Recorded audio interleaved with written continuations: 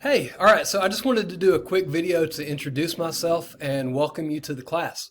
So I am Mr. Edmondson. I'm a biology instructor here. I've been here 12 years and I do mainly Biology 103, this class.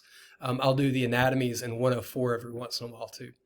So first off, when you hear college biology class, what a lot of people have a picture of, like in movies and TVs, is cutting open frogs and things like that.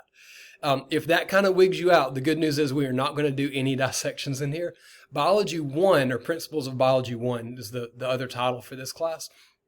We deal mainly with cells and then like small scale processes of biology.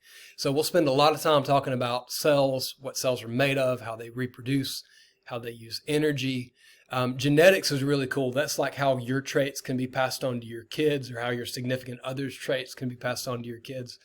And then at the very end, we'll spend some time talking about bacteria and viruses and protists and things like that. All right.